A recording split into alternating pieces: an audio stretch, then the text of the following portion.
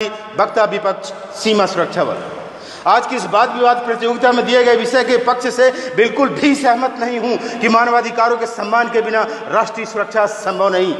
चूंकि महोदय, एक गाल पर थप्पड़ खाकर दूसरे गाल को आगे कर देने का सिद्धांत तो तब तक ठीक है जब तक मारने वाले को शर्म हो, और बारी बारी से गाल को आगे कर देना और नैतिकता के दिखावे के लिए हाथ को पीछे बांधे रखना किसी सैद्धांतिक धरातल पर ठीक नहीं।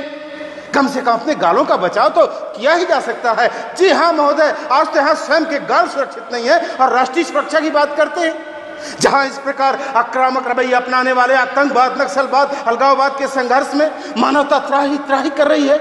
यहाँ के खौफनाक मंजर को देखकर यहाँ की जनमानस मौत से मोहब्बत और जिंदगी से नफरत करने लगी है। क्योंकि अपराध के मुकाबले वर्तमान कानून बौना नजर आ रहा है और ये सब मानवाधिकार तो कातिलों के हित में तन जाते हैं। इसीलिए तो रोज भेड़िए छाती पर चढ़ जाते हैं। इस पर भी मेरे विपक्षी प्रतिभागी कह रहे हैं कि मानवाधिकारों का सम्मान करके ही सफलताएं हासिल की जा सकती है। तो क्या महोदय सफलता इसी को कहते हैं कि हम असफल नहीं होते? जी नहीं, सफलता का मतलब है अपने असली मकसद को पाना। सफलता का मतलब छोटी मोटी लड़ाई नहीं, बल्कि आतंकवाद, नक्सलवाद, अलगाववाद को खत्म कर पूरे युद्ध को जीतना है। Success does not means the absence of failure, it means attainment objective, it means winning the war, not every battle. और पूरा युद्ध जीतना है तो मानव अधिकारों का सम्मान करके नहीं, बल्कि आतंकवाद, नक्सलवाद को पोषित करने वाले, हथियार देने वाले राष्ट्रों पर प्रतिबंध लगाने की जरूरत है। अदालतों की न्यायिक प्रक्रिया सुधारने की जरूरत है। टेररिज्म फंडिंग, साइबर क्राइम को रोकने की जरूरत है। तभी राष्ट्रीय सुरक्षा संभव है।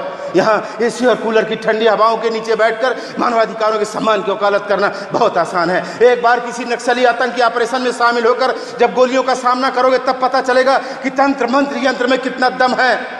जब सामने से दुश्मन की गोली होगी तो बोलती सबकी बंद होगी। जब कान को छूती हुई सनसनाती गोली की दूरी सिर्फ 4 इंच होगी तब पता चलेगा कि आप कितना मानवाधिकारों का सम्मान करते हैं और 56 इंच के सीने में कितना दम है। उस वक्त अस्त्र शस्त्र भूमि शस्त्र करके देखना कि किस तरह से मानवता इधर, अधिकार उधर और राष्ट्रीय सुरक्षा हवा में कलाबाजियां खाते हुए दिखेगी।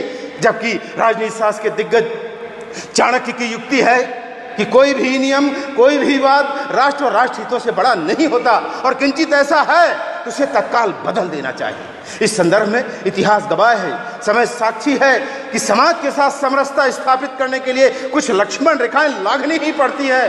डॉक्टर ऑपरेशन करेगा तो खून निकलेगा ही निकलेगा।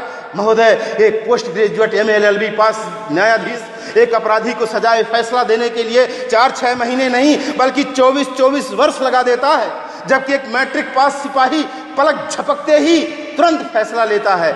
ऐसे में यह भी जान लेना आवश्यक है कि राइफल चाहे आतंकवादी की हो चाहे सरकारी हो, उससे निकली हुई गोली अगर दुश्मन को नहीं लगी तो उस गोली का बुलेट 4000 मीटर तक जाता है। और यह कोई वीडियो का गेम नहीं और न ही किसी फिल्म की शूटिंग जहां से रीटेक का मौका मिल जाए। इसलिए महोदय, सुरक्षा बल अपनी नौकरी की असुरक्षा की भय से अत्यंत निर्णायक पलों में भी उतना ही करता है कि सांप मरे या न मरे पर लाठी ना टूटे।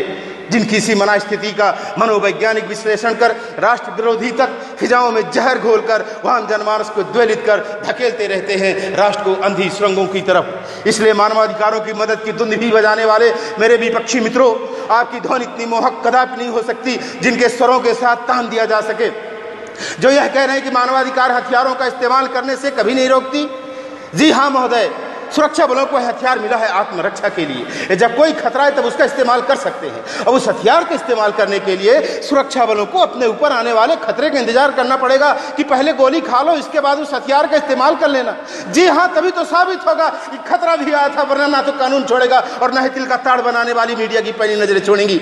जिसका ज्वलंत उदाहरण कश्मीर में पहले ही अपने सैनिकों के गर्दन कटवाए, तब घुस करके सर्जिकल स्ट्राइक करवाए। 4 जून 2015 का वह मनहूस दिन जब मणिपुर में 20 भारतीय सैनिकों ने पहले गोली खाई, तब म्यांमार में घुसकर ऑल आउट की पहल करवाई। कहां से सर्जिकल स्ट्राइक, ऑल आउट की पहल पहले ही करवा दी गई होती तो शायद हमें 20 भारतीय सैनिकों का बलिदान न देना पड़ता और न ही अपने सैनिकों की गर्दन कटवानी पड़ती। बात करते हैं राष्ट्रीय सुरक्षा की और सुरक्षा बलों की ताकत के साथ समझौता। राम से दोस्ती, हनुमान से बैर। महोदय, ठठेरे का कबूतर ताली बजाने से नहीं उड़ता। आज विश्व मानस पटल पर ऐसा कोई उदाहरण नहीं, इतिहास के किसी पन्ने पर ऐसी कोई मिसाल नहीं जो सिद्ध कर सके कि मानवाधिकारों का सम्मान करके ही राष्ट्र को सुरक्षित किया गया हो। क्योंकि आज ये राष्ट्र विरोधी तत्व महाभारत काल की तरह किसी निश्चित युद्ध के मैदान में नहीं, बल्कि आज गांव, शहर, मंदिरों, मस्जिदों, रेलवे स्टेशन, बस स्टैंड, होटलों, चौराहों, बाजार, सभा सदनों में, यहाँ तक कि इस सभा में भी पहुंच सकता है, जिसे नकारा नहीं जा सकता।